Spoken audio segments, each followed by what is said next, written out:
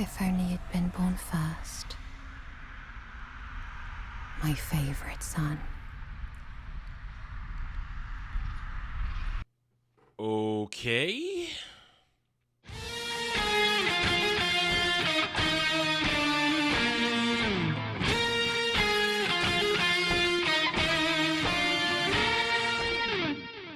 Howdy, y'all. I'm Adam the Renaissance Nerd, and here we are, House of the Dragon, Season 2, Episode 5, the halfway mark of the season. And we are coming off the major events, the dragon fight, the Battle of Rook's Rest, all the stuff that happened last week. There was payoff, and now, let's be honest, we're back to setup. This is a pretty steep plunge from, I guess we'll call the highs of last week, where things happened. We're back to kind of, listen, you're here, if you're watching me now, and you've been along on the ride for the past month, I give you objectivity. I call it as I see it. And this is another back to guess usual of Game of Thrones, George R. R. Martin type of style of stuff. We're now back in the full setup phase because nothing really happens this episode. We're back to the chessboard. People are moving things around. People are moving to new positions of power and getting ready to execute their next round of schemes. That's kind of it.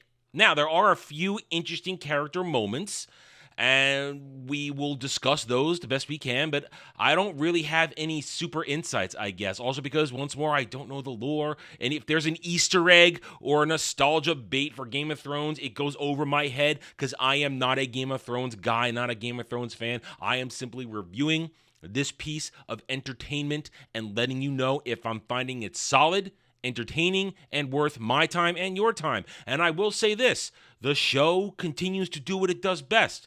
Great acting, great production value, great dialogue when it happens, great show don't tell when it happens. All the stuff that makes this show good continues to exist. The problem is it's relying on that alone, and the story itself drags at times. This is a solid and dependable and good episode, but it's nothing special.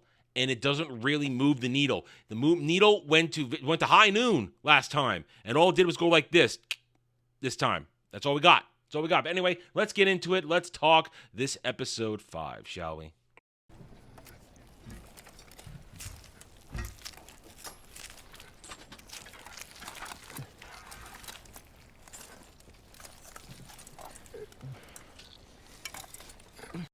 The immediate fallout of the Battle of Rook's Rest. We are back in Driftwood, where is that what it's called? Driftwood? I don't know these names. Give me a break. Anyway, we're back, and we see Corlys. He is now mourning the death of Rhaenys, and that's fine. You know, he just lost his wife, and he's gonna spend the episode when we do see him wondering what's it all for at this point. What are we doing? Am I going to keep going? What's the point of, not the point of living, but he's lost his heart and soul, and that's fine. It's the woman he loved. I appreciate that. This opening shot of him, fantastic show, don't tell. You get the emotion, the power. He has lost a part of himself, and that's good. Later on, he'll just be sitting in that chair, waiting for stuff to happen. Anyway, then we get a shot of Rhaenyra, also mourning the loss of Rhaenys. That's fine. And now begins one of the interesting points of this episode. The episode is really going to lean heavily into painting Rhaenyra very sympathetic. She's going to get a lot of sympathetic treatment as a more positive force in all of this, as opposed to Daemon and Alicent, who really don't look good as characters in this episode. Daemon is going to get deeper and deeper into his shit, and Alicent is frankly going to be shown as a hypocrite. I'm saying right now, she'll be a hypocrite. So we will now get Rhaenyra's first shot. She looks forlorn, she's upset, and we will cut now to King's Landing, where they're parading the head of Rhaenys' dragon through the streets. And it's having the opposite effect. People are going, oh my goodness, it's a dead dragon. It's a bad omen. We don't like this. So it's having the opposite effect. Cole and those who thought it would be a good idea don't get it. At the same time, they're hiding the fact that they're sneaking Aegon's barely alive body back into the keep so that he can receive treatment for his wounds delivered to him by Aemond. And the funny thing is, I think only 2 people in this entire series realize that Aemond is the one that caused Aegon's grievous injuries. We'll get to that in a minute. So they're going to sneak him inside. Alicent and Aemond are going to watch from the ramparts, and Alicent will take note that Aemond's got the special Valyrian steel dagger in his belt. They're going to go now into the King's Chambers, as I showed you in the transition clip. And here's now where we get Alicent's hypocrisy. Just last episode, she basically told Aegon he's worthless. Just sit there, look pretty, and let everybody else run the kingdom. Do nothing. But now suddenly her motherly instincts are going to take over. I'm going to complain about this. I am. We have had a season and a half now of Alicent. Maybe not a whole season and a half. Well, I'll say that. Let me just say it that way. We have had a long time where we've seen Alicent basically show nothing but disgust for Aegon. She does not like her own child. And listen, I am clearly not a mother. I am a man, and I do not have children of my own, not even as a father. Therefore, I cannot say whether or not my opinion of somebody would be overridden by paternal, or in this case, maternal instincts of watching your child in ruin. I cannot say. All I can say is that there has not been enough setup for Alicent to have this kind of reaction throughout the episode of feeling any sort of emotion to the fact that she's worried about Aegon. I'm not buying it as a basically outsider in this whole franchise. I'm not buying it. The performance of the shock is great. Of course, she could just be horrified as they're literally peeling the armor off his sticky, melty skin. But I'm just not buying this sudden turn, and that's why I'm calling it hypocrisy. And her hypocrisy will continue when we get to the small council in the middle of the episode. Anyway, so she's going to question, is there any saving him? Head Maester's going to go, yeah, we don't know. We're going to do our best and just pray for him. Pray to the gods that he will survive. Meanwhile, let the power moves now begin. Left with nothing else to do in the moment, chased out of the room, Alicent's going to go and try and ask Cole what happened. Now, Cole is one of the only 2 people, as I said, I think knows exactly what happened at the Battle of Rook's Rest. He knows that Aemond basically barbecued his own brother. Alicent comes in there trying to ask him what's going on, and Cole basically dances around it, said, we won, we did this, all that kind of stuff. I think this isn't so much an Alicent scene, it's more of a Cole scene, because we only get him 3 times in this episode. This first one, Cole is suffering from, he's got a little bit of PTSD from this. A little bit of PTSD. He's been in battle, but now he has seen what a dragon battle looks like. And it's going to come forward later on when he actually is able to express himself to her, what he's feeling. So right now, he's not only dodging her questions, he's still trying to compile the horrors that he witnessed of dragon warfare. Let's just call that dragon warfare. Meanwhile, back at the Dragonstone, Rhaenyra is having her own small council. The war room is in session, and they're basically trying to figure out what to do. They don't know what to do because they realize they got no answer for Cole, who can now, as they say in the small council, he has free reign over the crown lands. Can do whatever he wants. They have no answer for Vhagar. They've lost their biggest dragon. Daemon is off doing Daemon shit at high what the fuck is it called? Fuck, whatever. I forgot what it's called already. I'm sorry. I don't know the names. Anyway, they don't know what he's doing over at his place. And they know that the Stark army is coming, but it's gonna still be a while. Those Greybeards are gonna get here eventually. They're coming, the old germ type of thing. Don't worry, it's coming. Well, the Greybeards are coming eventually. Anyway, so this scene is more along the lines, as I said, of steering some sympathy towards Rhaenyra, who is doing her best to be a good queen and is being stifled, as the men on the council openly say, war is the province of man. You are the fairer sex. What do you know? Now, she gets a good barb in, and she says, there's been peace in our lifetimes. You ain't seen war either. That's a good barb. And they have no counter. But the thing is, they are kind of sidelining her. They won't let her go out on a dragon. They won't let her lead an army. They won't let her go treat with people. She's stuck in the keep. She's basically gilded caged. She has all her power, but her own power is basically confining her from what she believes is to be an effective queen.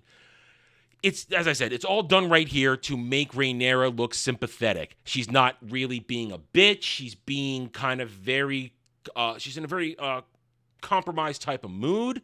She wants to hear what they have to say. She wants to take their advice into her own train of thoughts, because she's now going to go back and start complaining to the White Worm. The White Worm is a thing now. I guess she's her secret advisor. And she just listed all the things I just talked about. I can't do this. I can't do that. I want to do this, do that. And now the White Worm says, hey, guess what? There are other ways to fight. There are other ways to do this. I've already got news that the events of the parade with the dragon head, it's not sitting well with the people. The people are starving over at King's Landing. There's a lot of bad things going on. We can kind of rouse the small folk. We can get them all riled up, and there's an army for you trapped in the city ready to do all kinds of rioting business. We just need to play this another way. There's other ways to fight a war. And during this whole point, one of her ladies in waiting comes in and starts to try and interrupt, and Rhaenyra sends her away. But what's going to happen is White Worm's going to take that lady in waiting and send her off on a mission. King's Landing. She's sending her to stir shit up. So now we're entering into the schemes. It's what I talked about. The other thing of this episode. Schemes are now being put into play. Whitesnake is now going to begin what I'm assuming is going to end up being massive riots, because Aemon's actions in the coming scenes are only going to play into the White Snake schemes. Like I said, it's all set up. Solid, but all set up. Now, while Rhaenyra and the White Snake are going to be, White Worm are doing all this shit, Strongboy number 1's going to come back, talk to daughter number 1 of Daemon. I don't know their names, leave me alone. And he's going to say, I'm chafing at the bit too. I need to go out and do something. So with the gray beards from Stark coming down, we need to make sure they have free passage across this river. But we also want to lock those people down. So I'm going to go treat with them. And you don't tell her I'm going to leave. That's basically it. And he's going to have a nice little scene. It's going to be a good little character development for him. I give it that. But that's all he's going to do. He's going to go off and try and be a man. And that's fine. He's a man chafing at the bit of also being controlled by other people. Fine. Now it's time for Daemon. Daemon, this is a scene we saw from the trailers. And it's a cool scene. Daemon sitting on his dragon telling the Brackens, I think they're called the Brackens. I think basically telling them, follow me, or I'm going to burn you. I'm going to burn you to nothing. And they say, F you. Essentially, it's cut through all the dialogue. They go, F you. We ain't going to bend the knee. We're going to burn.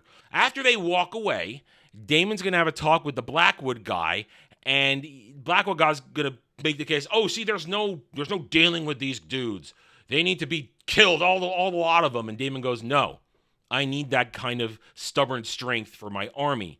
What we need to do now is find their weakness. I want you to go do some nasty shit to these people so that they bend the knee to me. And now here begins Daemon outright, and he's going to actually say it in the episode, outright going, I'm doing this for myself.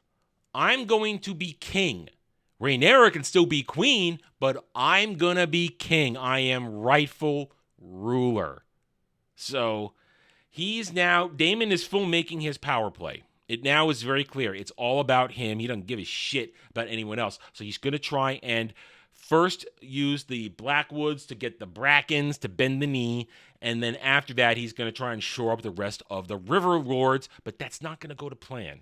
Now here, I don't know. I know the significance of sending off Daemon's younger daughter with those dragon eggs, because that's a whole Game of Thrones teaser for Daenerys and all that shit. I understand that. But now we're going to take a few minutes for, I hope is going to play out for some reason down the line, of her talking to some chick in this faraway place, which is defended by everything except if you come from air. And she's going to be complaining, we're happy to give you sanctuary, but where are the dragons that your queen promised us? Oh, we gave you dragons, my dragons, but those are baby dragons. I have dogs that are more fierce than them. It's kind of just an exchange of wah from two people who have no power. That's it. And then, come dine with us, and then we're done with that. So I don't I don't yet understand the significance of this scene unless they're just telling us, guess what? The dragon eggs for future events will be safe. Okay, fine, whatever. Let's move on. I did it a little bit out of order. This is where the white worm Rhaenyra scene happens. But also what happens is now Rhaenyra's going to have a sit down with Daemon's older daughter. And they're basically going to reminisce about Rhaenys. It's nice. It's part of the grieving process. I understand. I just feel as though this scene should have maybe happened earlier in the episode before all the scheming and the power playing was put into motion. I think that this should have just been executed a little more cleanly in terms of editing the episode in these scenes. Just my opinion. But they're going to talk about this, and Rhaenyra is going to tell Baela. Baela? Is that her name? Baela? I guess that's her name. I hope so. Going to tell her, take this to your grandpa. She's basically saying, take this. It's the mark of the hand. I need Corlys to be my hand. Hey, you know what? Good move. Corlys, he's got a good head on his shoulders. He's not an idiot. And maybe Rhaenyra understands that giving Corlys something to do will help him deal with his grief. Once more, here we are. We're making Rhaenyra look sympathetic and everybody else look like a dick. Here's now where shit gets weird. And I have to continue always say this just to make sure you understand. I am not a Game of Thrones guy.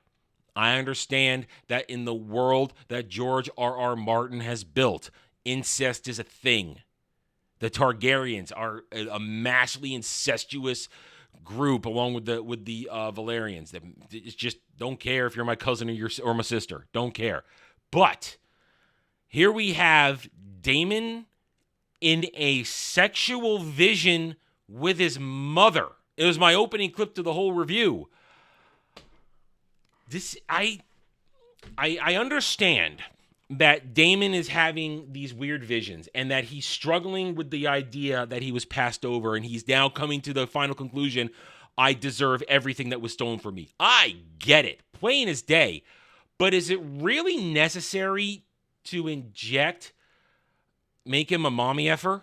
Or someone who full-on Oedipus complex? Do we really need to go there? Was this in the book? I need somebody to tell me. Was this in the book? Because I feel as though there are other ways to do this than to just... Listen, Daemon's a horrible person. Matt Smith is an outstanding performer. He makes us enjoy watching this horrible person. But I don't think the show needs to make us despise Daemon any more than we already do. This is very weird. And I'm just going to end her. If it is in the book, if this comes out of the lore and the source material, what the hell is wrong with George R.R. Martin? Seriously, what is wrong with him? Why is incest such a big thing with him that carries on to the Game of Thrones proper main story? Why? I don't understand. Icky. Ew. Ugh. Fine. Moving on. He's not even sleeping. He's having a daydream about effing his mom, who calls her her favorite son. It should have all been yours. And I'm sorry, I got to get away from it. Let's get back to this. Let's get to this. So he wakes up from the delusion, and he's in the middle of dinner with Simon. I know the old dude's name now. It's Simon. Lord Simon. So Simon is basically telling him how everything's going with getting ready for receiving troops and this and that, but lets him know, we got no money. We got no money to hire everybody you want to bring in to fix the place up and bring the meat and the this and the that. And he says, can we ask the queen for money? And Daemon goes, no. I'm going to take care of this. This is my land. This is my territory. I'm going to take care of it because I'm going to be king. And there's this whole thing about where he calls him my prince. He says, call me my king. But you're the king consort. So then where he blatantly says, no, I'm the king. I'm going to be the king. Get behind my winning team. We're going to win. Struts off. So there you go. Daemon's essentially an open rebellion. He's an open rebellion against Rhaenyra. He still wants her to be his queen and rule side by side with him, but he wants to be king. He wants to be number one. Number one because he thinks he should have been number one son. We now will move to small council time in King's Landing, where Alicent's hypocrisy will be on full display. How I can trust the counsel of a man who leaves the jewel of the Riverlands to be plucked by our enemy.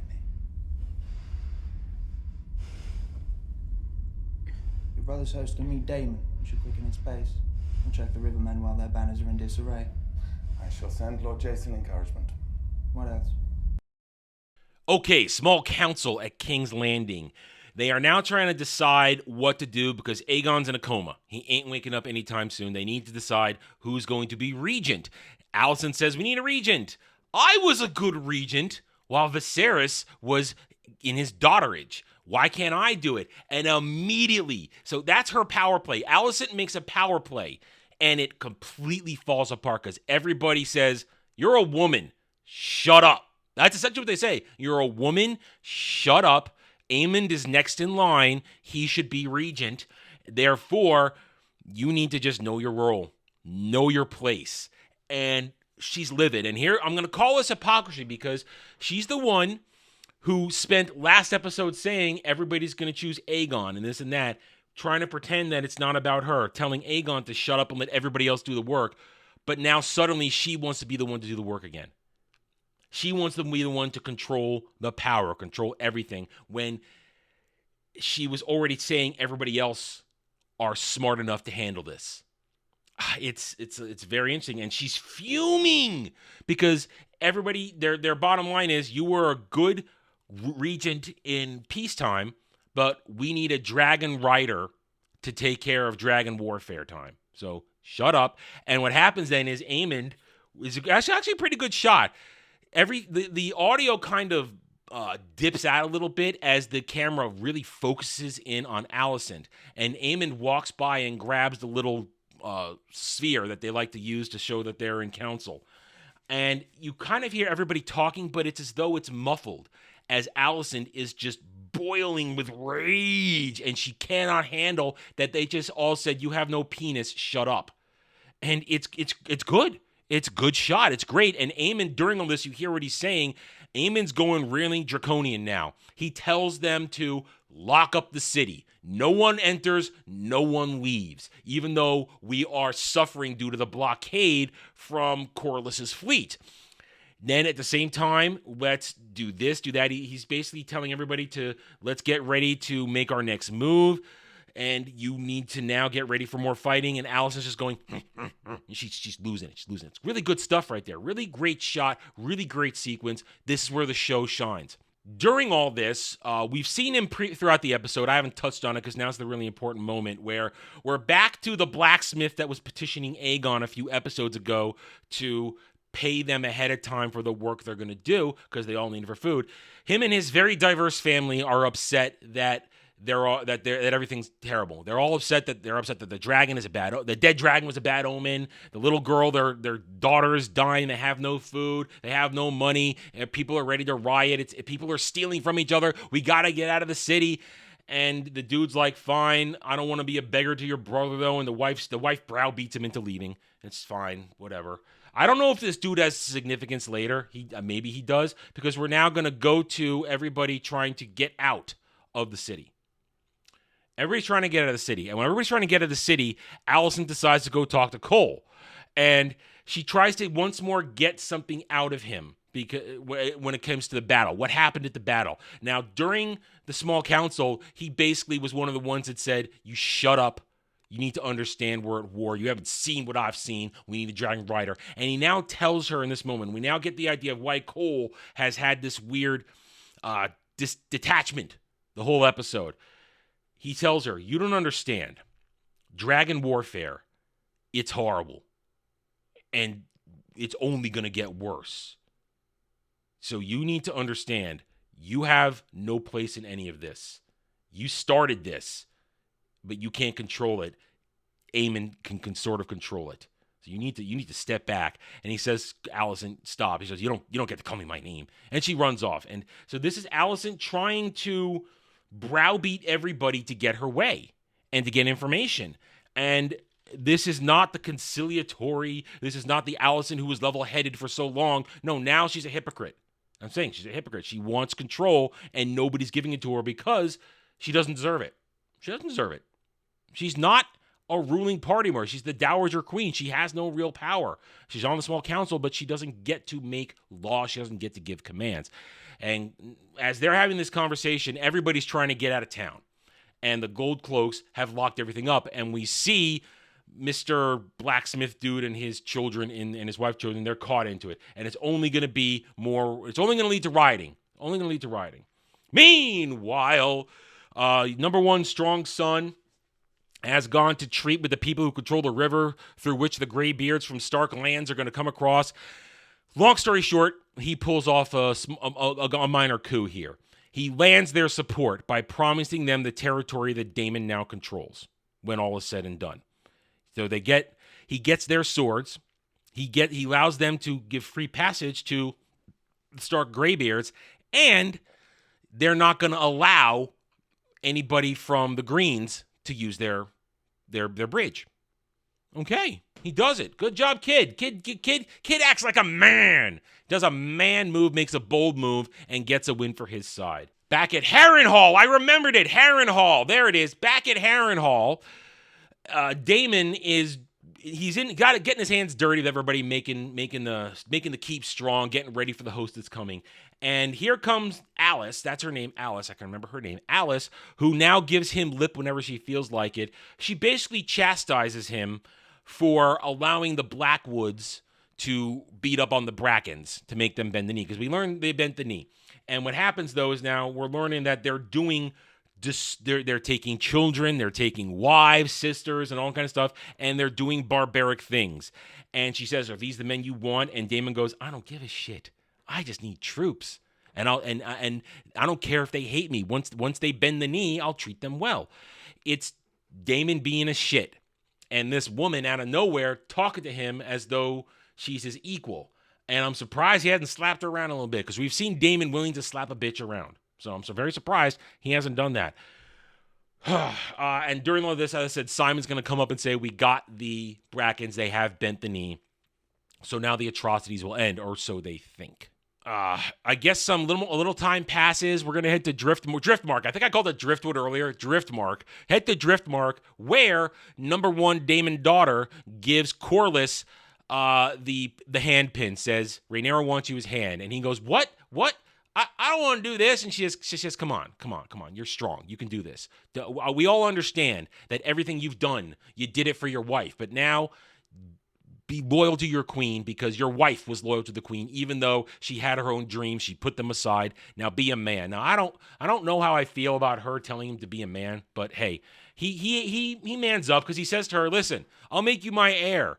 "No, I can't be your heir. I've got blood and fire. You need someone with salt and sea."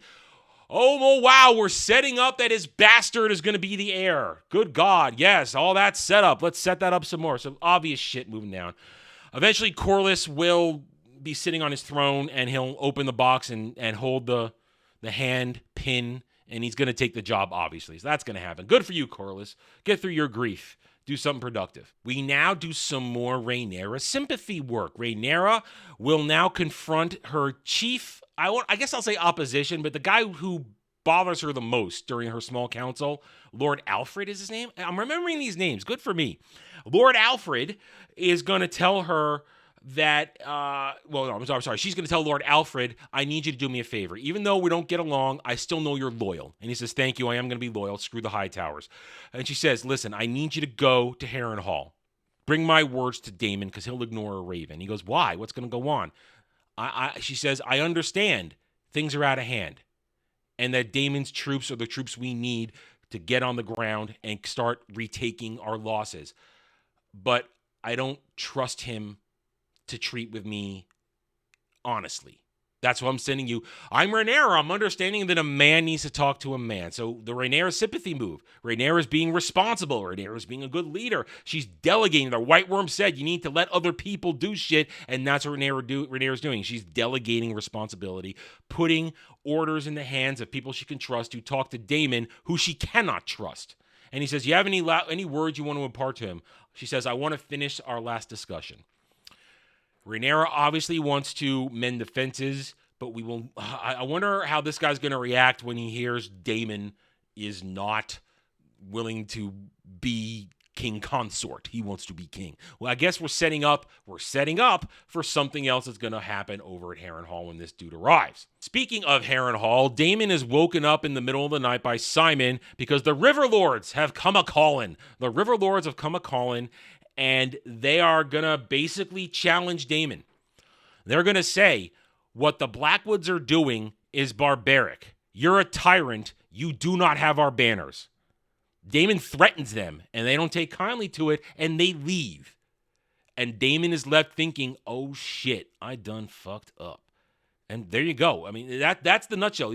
That's what happens right there. He even has a moment where he sees his dead wife, and she's telling him, are you even thinking about our daughters? So Daemon is, this episode has shown us that Daemon is at the lowest point of being a good person.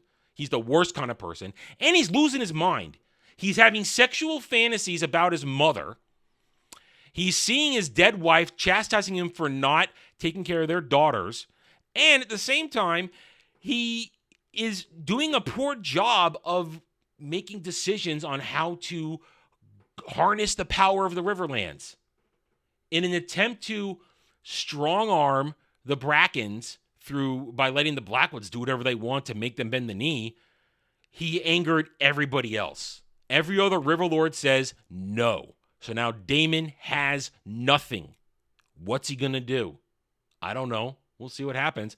There's a really good shot there where as he's realizing he done fucked up, he's got his hand on the fireplace, and it cuts to Rhaenyra in her own bedrooms as she's thinking things over, and she's trying to ponder what to do. And then Strong Boy's going to come in. Strong Song number 1 is going to come in and tell her that he's been victorious with his action that she didn't condone. And she's going to say, you shouldn't have done it, but I'm proud of you anyway, kid. Good job. You got us a win. But what are we going to do? We're going to lose. We can't wait for the Stark Greybeards to get here. Because Vhagar, we have no counter for Vhagar. And he says, well, hey, wait a minute. We do. We got plenty of dragons. We got all these ones down below still sleeping, almost as big as Vhagar, and we can get them out in the field, and they can fight her and take her down. And Rhaenyra says, but we got no dragon riders. What are you talking about, kid? We got no dragon riders. And he says, ha ha, ha ha. We've got a long line of Targaryens and Valerians who were married off to solidify unions and solidify alliances. The blood may be thin, but they're still Targaryen and Valerians. Why don't we tap into that? And Rhaenyra goes, kid, you might have a point. It's crazy. This is a crazy plan, but if we don't do it, you're right. We are done. So now they're going to institute a plan to harness the power of very thin Targaryen and Valerian blood to get some dragon riders. Now, I question the sanity of this move because as we've had it shown to us through the past first season and this one, it takes a while to learn how to communicate and pilot and control a dragon, because the dragons of Game of Thrones, these are intelligent beasts, but they're not your classic fantasy dragon that has basically super high intellect, ability to communicate with others clearly. These are beasts that create a bond, and that's about it. They don't have the ability to communicate. So I don't know how it's going to work when you have these noob dragon riders who aren't, as Rhaenyra put it, dragon lords. I don't know how they're gonna make this work. How this can possibly work how they can possibly find success in any of this. But I guess we'll find out, because they're gonna go ahead with the plan. And that's kind of it. We get a quick couple montages going through this of everybody dealing with the situations that they are now ready to do. The moves are in place. Rhaenyra is now going to try and get some dragons, and she's contemplating that. The White Worm has snuck her handmaiden into the city to now stir up trouble. Aemond is now in control. He's regent. He's standing in the Iron Throne room. His sister comes in, asks him, was it worth it? And he obviously thinks, yeah, it was. At the same time, Alicent's hypocrisy gets on display again. She's going to be in Aegon's room as he's in his coma, and she's going to look like she gives a damn. I'm going to say what I said earlier. Hypocrisy. For her maternal instincts to suddenly kick in and have her care about a son she hates, I'm not buying it. I don't think the show has done a good enough job convincing me that this is a legitimate turn for Alicent. I don't. She's going to leave the room, and Aegon is going to mumble something. I think he says mommy. I think it sounded like mommy. I don't know. But that's it. Aegon's out. Alicent's hypocrisy, and that's it. Setup episode complete. Where do we go from here? Episode 6, I guess. There are those of our line who never ruled. Those who married into other noble houses. Their children born with other names. A generation ago or more, blood would be thin. And yet, And there we are. Episode done. It's a good, solid episode. There's nothing inherently wrong with this episode. It doesn't drag the show down. It doesn't ruin any characters. It just goes back to its norm. It goes back to its default setting. Let's start scheming. Let's start planning. And there's nothing wrong with that. The show does it very well. It's just after last week where he had so much payoff, I keep wanting payoff. And I know you can't get the payoff without setup, but I just feel as though the show continues to have an overall pacing problem. All this good character work, and it is good character work. Watching Daemon descend into being more of a bastard is good stuff. Watching Alicent become the worst possible version of herself is good.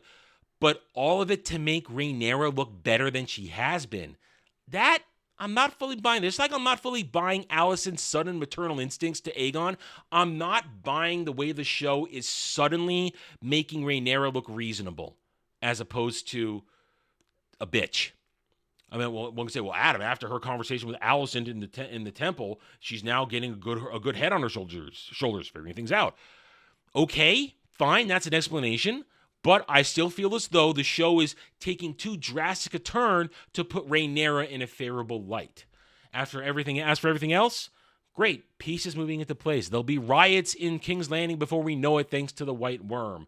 The Riverlands will not bow to Daemon. Eventually, the Greybeards from Stark Lands are going to make it, and they'll have another army to go with whatever happens at Harrenhal and all this stuff. And dragons are going to fight some more, I'm sure. We're going to get novice dragon riders on dragons that shouldn't have novice dragon riders on them. A lot of things are being set up that could portend to very interesting outcomes, but it's just moving really slow. Good, but slow. You can be good and slow at the same time. I'm just saying they could probably tick it a little bit faster and move things along. But then again, this show isn't necessarily made for me, and I understand that. I'm simply reporting as I see it. And that's it. I try to be objective, and I hope you guys understand it. And if you do, hit that like button, subscribe to the channel, and I will see you guys next time. Until then, take it easy. Thanks for watching, everyone. If you enjoyed the video, hit that like button, subscribe to the channel. Check out my gaming channel at Renaissance Nerd Arcade, and follow me on X Twitter under @TheRedNerd. Thanks again for watching. Take it easy.